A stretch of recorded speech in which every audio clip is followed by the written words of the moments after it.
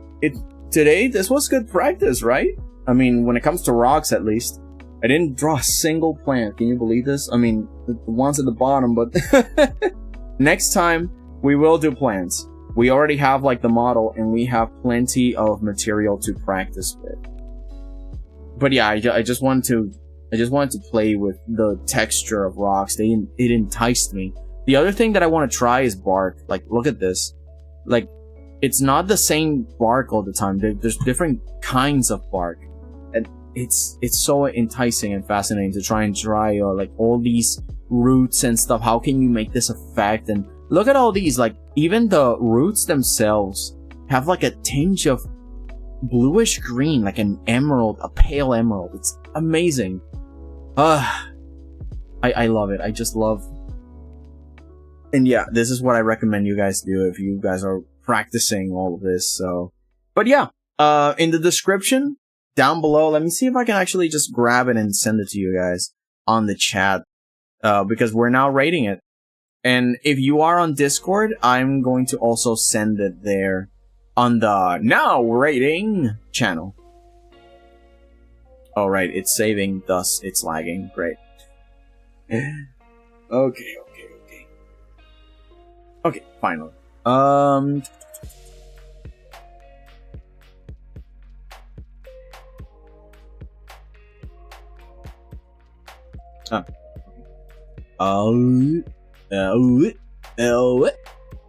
Video details. Is it this one?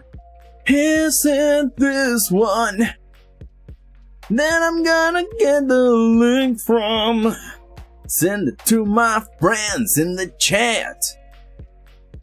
Here it is. No, this is the t-shirt one. Channel content. Come on, hurry up. Now that I want you to hurry up, you lag. Why do you lag when I want you to hurry up? Here we go. Here it is.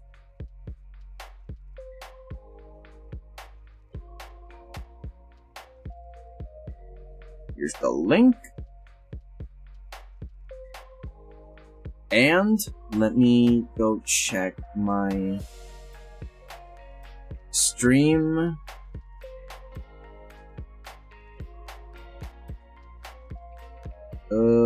Was it here on the model reference? I don't think so.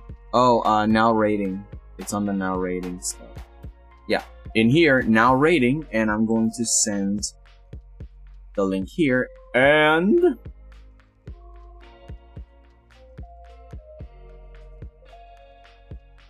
this is the rate message. If you wanna go and say hi, then tell Pep that I send you guys through this.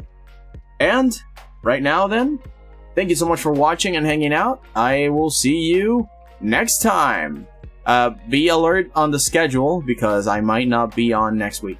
Anywho, goodbye. Thank you for joining. Goodbye forever. Not really though. Goodbye.